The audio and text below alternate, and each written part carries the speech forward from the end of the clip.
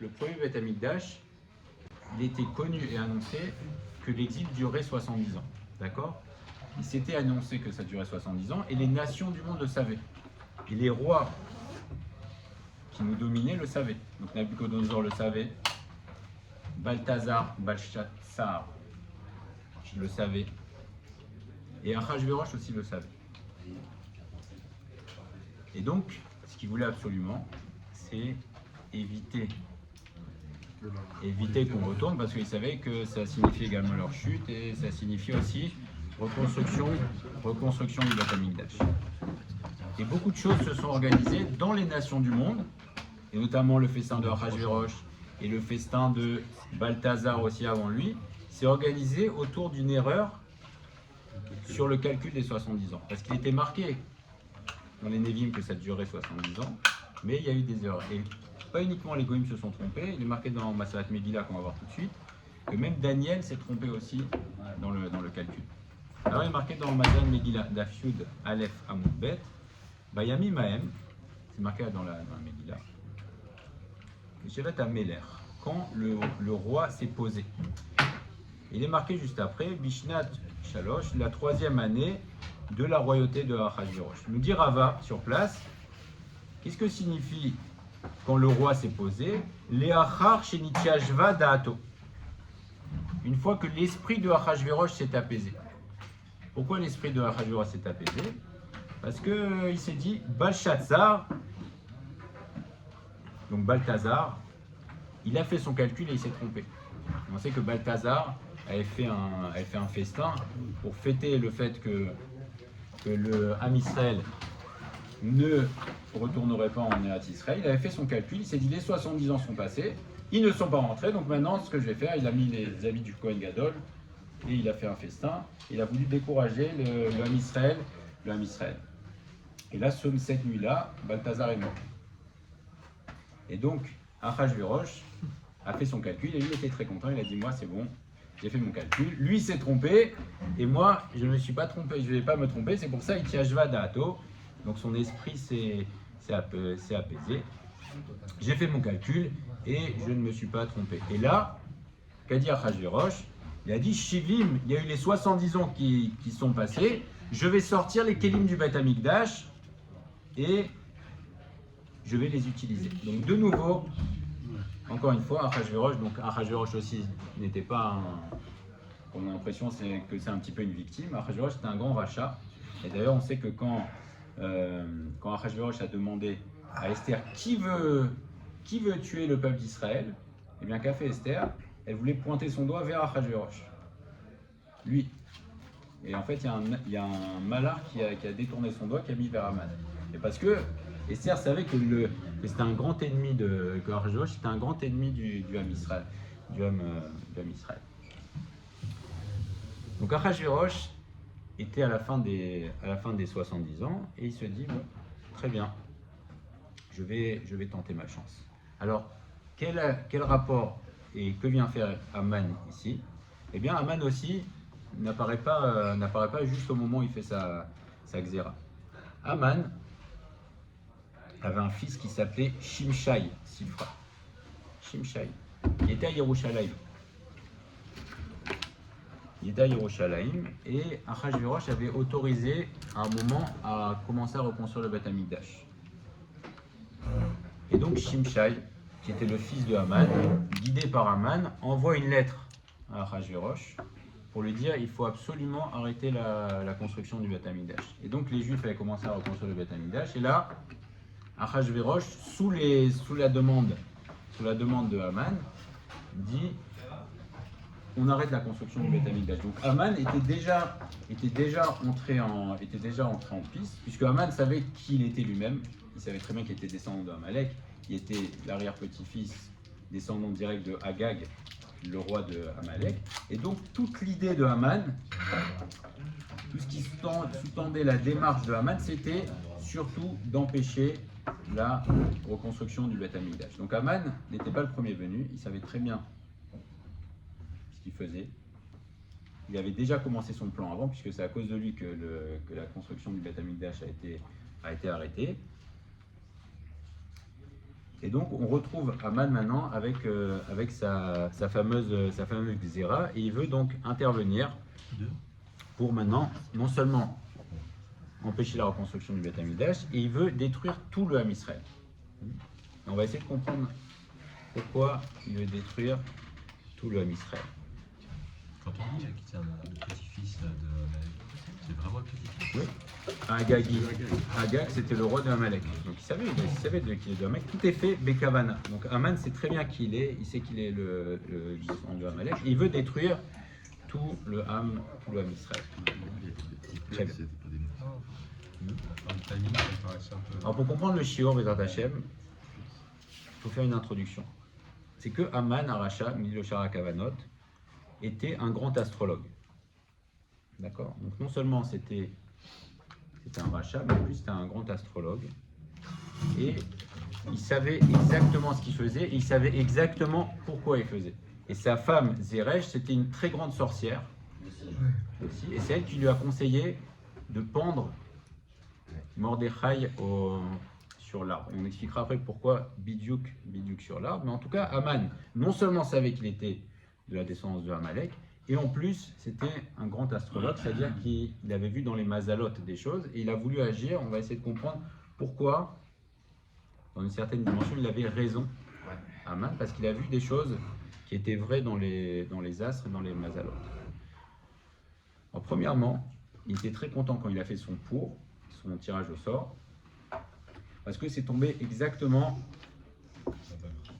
au mois de Hadar, et c'était ce qu'il espérait. Pourquoi Aman a fait un il a fait un tirage au sort? Parce que c'est la chita de Amalek. Amalek, c'est l'opposé du Ham Israël. Nous, notre étendard, c'est de dire tout est Ashgacha pratique. Tout est providence, Akadosh Baruch Hu intervient dans les moindres détails de notre vie. Amalek, c'est exactement l'inverse. Amalek, c'est de dire Dieu n'intervient absolument pas, tout est le hasard. Et donc, qu'a fait Aman? Il a dit, vous dites que c'est la providence particulière, eh bien moi, vous savez ce que je vais faire? Je vais vous détruire Chas Shalom, mais en plus avec le hasard. Donc je tire au sort, c'est pour contrer exactement. Et c'est pour ça qu'Amalek perd son droit à l'existence. C'est parce que tous les peuples du monde ont un certain lien avec Akadosh Baruch Hu, mais Amalek, il nie et il dit tout est géré par le hasard. Et d'ailleurs, souvent Aman dit Karaou. Regarde ce qui est arrivé. Kara, c'est la chaîne Keri, c'est le hasard. Donc tout Amalek, c'est le hasard, et donc il tire au sort, et ça tombe au mois de Hadar. Et là, il a une Simcha Gdola. Il a une très grande simcha, parce que, comme dit le livre Sifkechen, quand Yaakov et Esav sont nés, ils étaient déjà dans le ventre de leur mère, ils avaient partagé le monde en deux. D'accord? Donc ils ont partagé le monde en deux, mais ils ont partagé aussi les mois de l'année en deux. Il y a 6 mois pour Esav et 6 mois pour Yaakov. Les 6 mois de Yaakov, c'est les bons mois de l'année. Ça commence en Tishri. Ouais, Tishri. Ensuite, Cheshvan, Kislev. Ensuite, les 3 mois d'après, c'est pour Esav. Donc c'est Tevet, Shvat, Hadar. Donc Hadar, il est dans l'escarcelle de Esav. Après, on continue. 3 mois d'après pour Yaakov, c'est Nissan, Iyar, Sivan. Et 3 mois d'après encore, on voit que c'est des mois difficiles. Il y a Tammuz, Av et Elul. Ok. Alors, dès le début, Yaakov Avinu, il a réussi à attraper un mois. C'est ça, Yaakov. Akev, il lui a piqué un mois. Dès le début, il a piqué le mois de Elul. Donc ça, c'est bien parce qu'on avait besoin d'un mois de préparation. Après les 3 mois où il y a des fêtes, etc. Tishri, il y a toutes les fêtes, donc c'est le mois de Yaakov. Cheshvan et Kislev de nouveau, on a le mois de Hanouka. Donc c'est les mois qui sont forts pour Yaakov. Et après on passe dans les mois de Esav. Donc on a d'ailleurs le 10 Tevet. C'est le mois, c'est un jour où Esav est fort, d'accord, il y a le jeûne du 10 Tevet, Shvat, et après le mois de Hadar, c'est un mois qui appartient à Esav. Et plus que ça, dans les noms d'Akadosh Baruch Hu, le nom d'Akadosh Baruch Hu, Yud-Ke Vav-Ke, peut être écrit, et on sait que dans les combinaisons, un mot avec 4 lettres, on peut l'écrire de 12 manières différentes, d'accord? Le mois de Nissan, c'est le mois le plus favorable, c'est Yud-Ke Vav-Ke, c'est dans le bon sens, c'est Ismeru Hashamayim Vetagal Haaretz. C'est le mois. Donc c'est un mois qui est Meloumad Bénissim, c'est un mois extraordinaire. Le mois de Hadar, si ceux qui voient ici, le mois de Hadar, c'est le nom d'Akadosh Baruch Hu s'écrit de la manière la plus digne, la plus éloignée de Yud Kevav. C'est écrit Yud Vav. Donc c'est le mois de l'année qui est le plus dur pour le Ham Israël. Et donc quand Aman Aracha voit ça, il dit on a tiré du gros lot. Et en plus, c'est le mois le plus éloigné du mois de Nissan. Voilà, où Moshe Rabbeinu, leur maître, est mort. Donc il a dit, c'est vraiment, j'ai tiré le gros lot. Il a fait le hasard, il a dit, c'est bon, j'ai tiré le gros lot. À part ça, il y a également, on était à la fin de la galoute. Donc là, on va expliquer Bédrat Hashem, mais si c'est un sujet un petit peu profond, mais c'est bien, ça nous permet de... Voilà, Hashem me donne les mots, Bédrat Hashem, de bien vous l'expliquer, c'est le Shara Kavanot qui explique. Et c'est bien aussi, on a vu il y a quelques semaines, que chacun, on est tous obligés d'apprendre les quatre dimensions de la Torah, et ça fait partie aussi, même dans Purim, il y a le Sod. Alors Bédrat Hashem, on va essayer d'étudier un petit sujet ensemble, sur Ishmaïa, et ça nous demande une introduction. Quand Akadosh Baruch Hu a créé, quand on nous relate la création du monde, c'est rapporté que Akadosh Baruch Hu a créé l'homme et la femme, Zahar et Nekeva, il les a créés comment? Il a créé Achor Be'achor, dos à dos. Qu'est-ce que ça signifie quand quelqu'un est dos à dos? Quand tu fais la tête à quelqu'un, qu'est-ce que tu fais? Le dos. Tu tournes le dos. Quand tu es content, quand tu es souriant à quelqu'un, qu'est-ce que tu fais? Tu es panim et panim. D'accord? Donc tu es souriant, achor be achor, ou bien panim be panim. D'accord? C'est pour ça aussi que c'est ça d'être meilleur panim. Quand tu regardes quelqu'un et quand tu lui souris, alors ça montre que tu lui montres du or, de la lumière, alors que c'est l'inverse.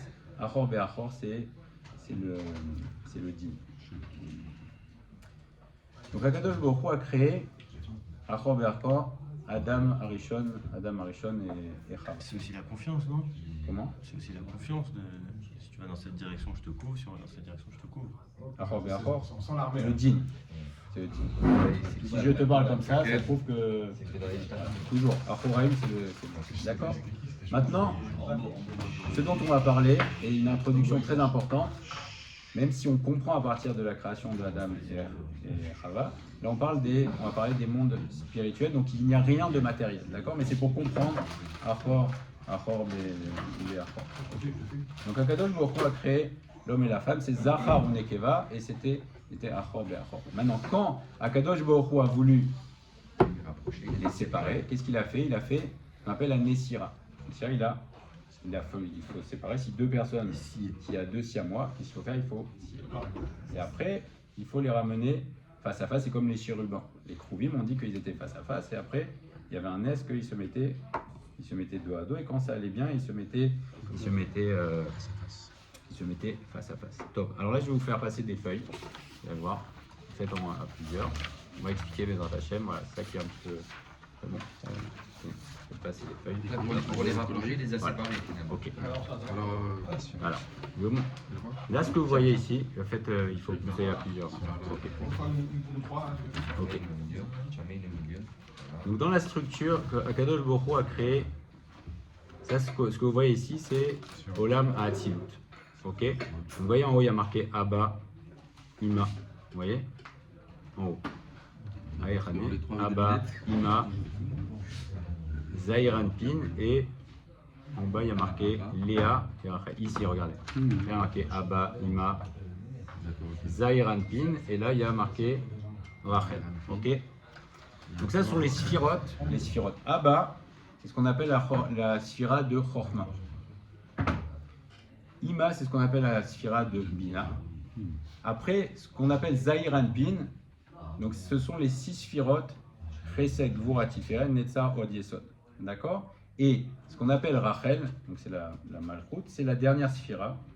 Et c'est là où on appelle ce qu'on dit Zachar et Nekeva. Tout est Zachar et Nekeva. C'est-à-dire que Chorma et Zachar par rapport à Bina. C'est pour ça qu'on dit Abba et Ima.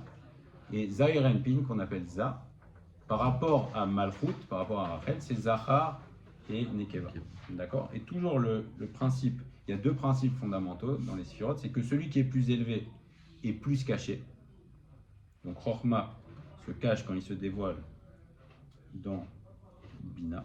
C'est comme un système de, entre guillemets, de poupée russe. D'accord? C'est Chochma est à l'intérieur de Bina, etc. etc. D'accord? Et le Zachar donne à l'état normal à la Nekeva. D'accord? Donc, Zachar transmet à Nekeva. Très bien. Alors pourquoi cette introduction? Parce que, quand vous voyez ici, ce que j'ai mis là en crochet ici, quand on a Zahir Anpin, donc tout ce qu'on appelle les partsoufim. Les partsoufim, ce sont des groupes de 10, d'accord? Donc chaque sphira, elle va être décomposée en 10. Et chacune, elle doit avoir normalement à l'intérieur 10 sphirotes. D'accord? Donc Zahir Anpin aussi. Zahir Anpin, on va dire que c'est, on l'appelle, quand on dit Akadosh Baruch Hu, c'est Zahir Anpin. D'accord? Akadosh Baruch Hu. Et Malchut, c'est ce qu'on appelle la Shrina. Et c'est comme ça, nous, à notre niveau, on peut influer uniquement sur Zahir Anpin et sur la Shrina. Ce qui est au-dessus. Chochma et Bina, on n'a pas d'accès. Maintenant, Abba et Ima, ce qu'on voit ici, Chochma et Bina, donnent ce qu'on appelle les mochin. Alors les mochin, c'est quoi? C'est, la traduction littérale, c'est les cerveaux. Les cerveaux. Donc quelqu'un qui dort, c'est comme si son cerveau était éteint. C'est comme s'il n'avait pas de cerveau, n'est-ce pas? Même on va avoir des informations qui vont nous arriver quand on dort. Et donc on n'est pas mashgiach, on ne fait pas attention à ce qui se passe autour de nous. D'accord? Donc à l'état normal, Chochma et Bina, donc Abba et Ima, donnent chacun les mochin, ils vont donner chacun les mochin. Donc on va traduire ça par, on ne le traduit plus, on comprend les mochin.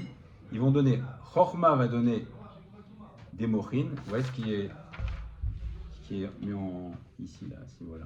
Il y a Netzar Od Yesod, et ici Netzar Od Yesod. Chochma et Bina vont donner à Zahir Anpin ces mochin, et ces mochin là, qui sont des lumières, vont s'habiller dans Netzar Od Yesod de Abba Veima, et ça va rentrer à l'intérieur de Zahir Anpin. Et ça va lui donner les mochin. Qu'est-ce qu'on appelle les mochin? C'est Chochma Binadat. D'accord? Donc, si on reprend maintenant l'exemple, donc pour que la Hashgacha soit complète et pour que, entre guillemets, ce qu'on appelle Zahir Anpin soit éveillé, il faut qu'il reçoive les mochin de Abba Ima. D'accord? De Chochma et Bina. Donc, quand il reçoit, donc, il y a Netzar Od Yesod et Netzar Od Yesod qui rentrent dans Zahir Anpin et qui donnent les mochin. Quand c'est comme ça, alors à ce moment-là, il y a la Hashgacha d'Akadosh Baruch Hu qui est très forte sur l'homme Israël. D'accord? Quand les mochin s'enlèvent, alors c'est comme si Kiviyachol, Akadosh Baruch Hu dormait.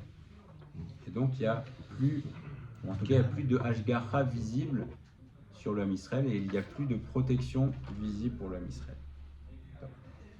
Et à l'état normal, quand Zahir Anpin reçoit les mochin, il les fait passer à Malchut. Donc Malchut ne reçoit pas directement de Abba Veima, ça passe par Zahir Anpin, et après ça va Malchut. Donc ça c'est l'état normal. Très bien. Comment ça pourrait être obstrué?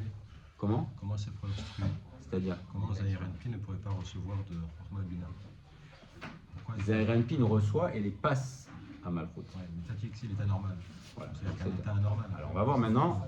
Voilà, c'était l'introduction pour comprendre le sujet de Purim. Ok? Donc c'est bon, c'est clair le système. Donc c'est Chochma et Bina. Donc Chochma est à l'intérieur de Bina. Les deux donnent les mochin, donnent Chochma, Bina et Dat à Zahir Anpin. Et Zahir Anpin fait passer à Malchut. Et ça, c'est l'Hashgacha. Maintenant, pendant la galoute, ce qui se passe, c'est que au moment de la galoute, Zahir Anpin et Malchut sont non pas face à face, mais ils sont dos à dos. C'est ça la notion de la galoute, c'est achor be'achor. D'accord? Donc c'est comme s'ils se tournaient le dos.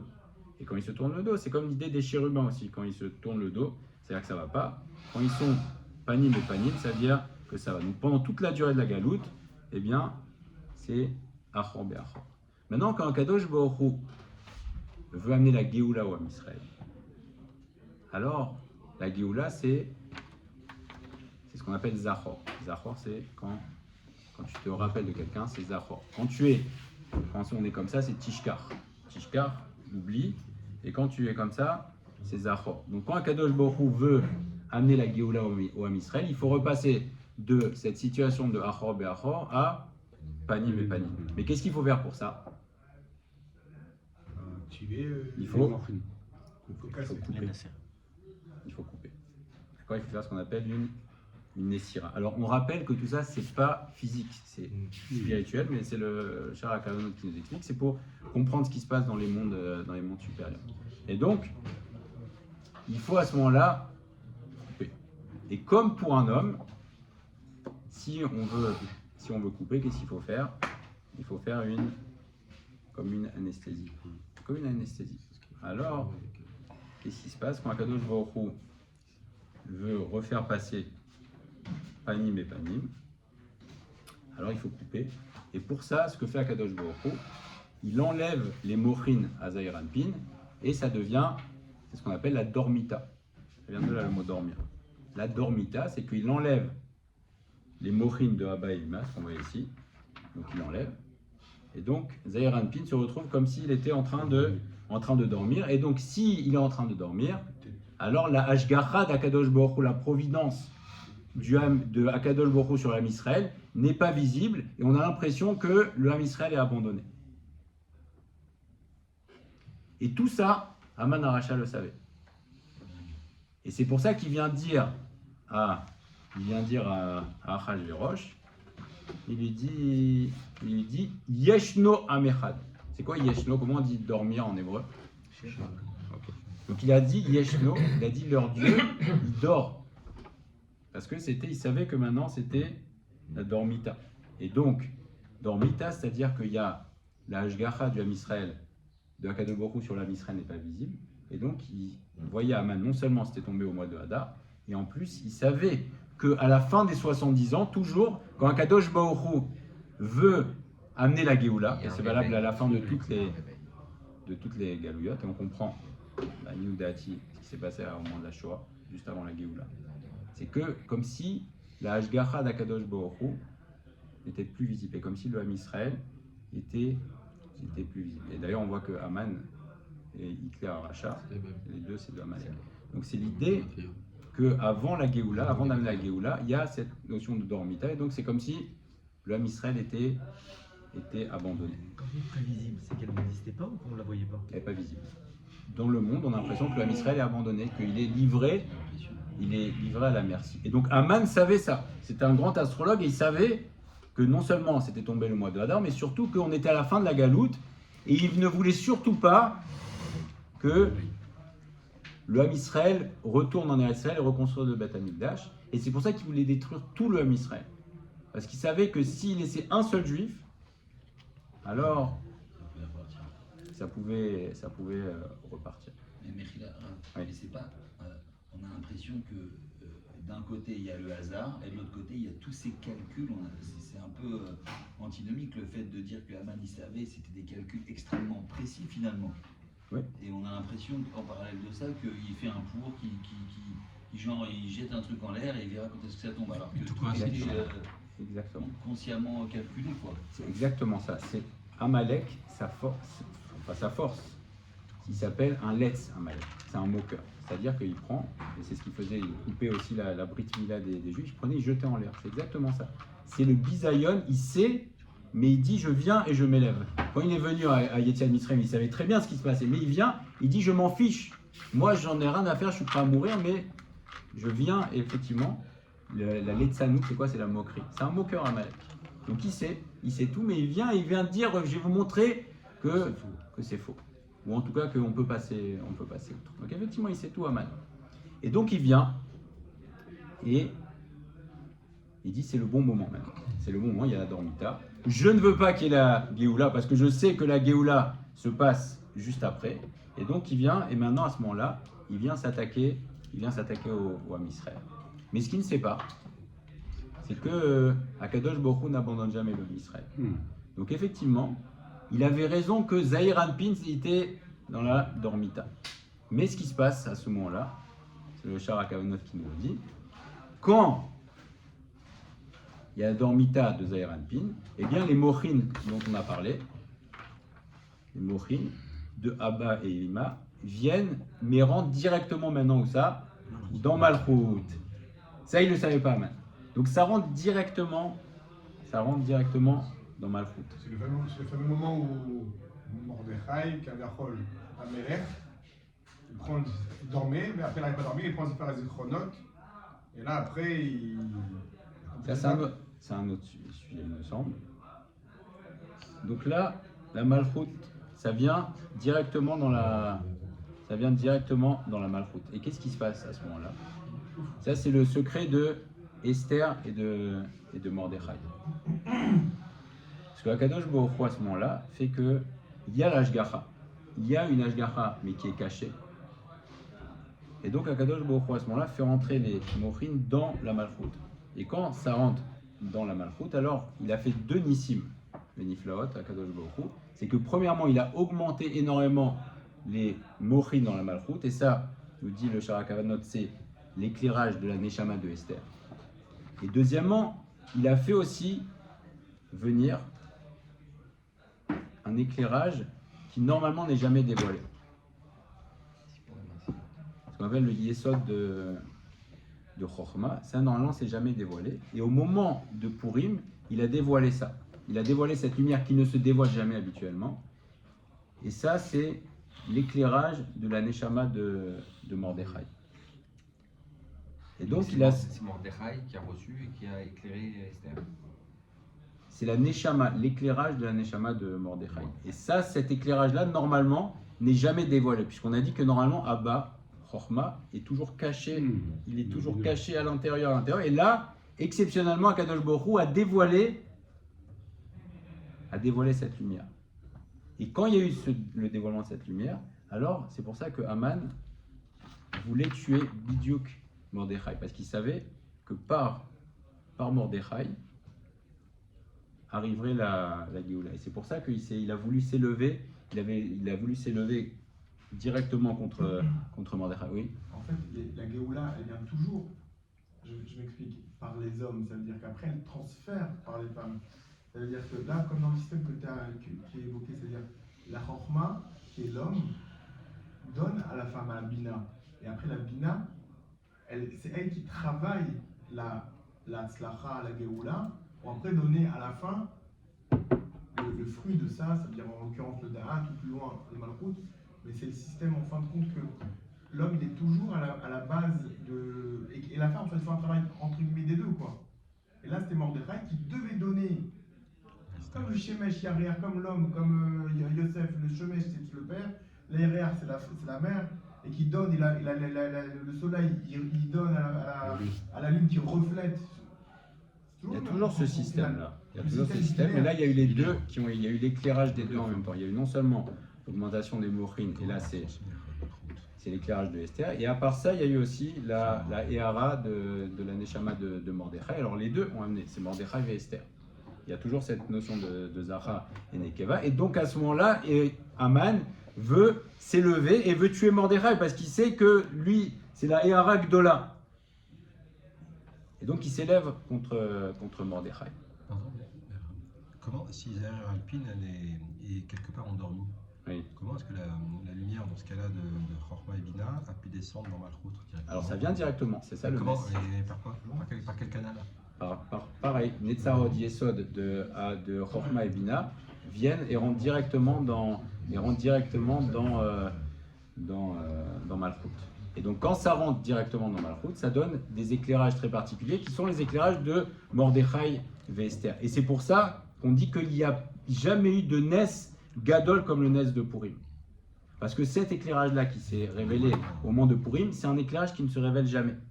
Et c'est pour ça que on dit qu'à la fin des temps, c'est ce qui s'est passé à Purim. Donc Purim va continuer à la fin des temps parce que nous dit le Harizal, c'est ce qui s'est passé à Purim, la dimension de Purim, c'est une dimension plus grande même que Shabbat et Yom Tov, parce qu'il y a un éclairage qui se fait C'est Baal à Hazan. Purim et qui se réveille chaque année. Et c'est pour ça que c'est un jour tellement grand Purim. Il y a une Ehara très particulière et qui se révèle au moment de la lecture de la Megillah en particulier. C'est une Ehara, c'est un éclairage qui n'a jamais lieu, qui n'a jamais eu lieu et qui n'a jamais lieu dans aucun autre,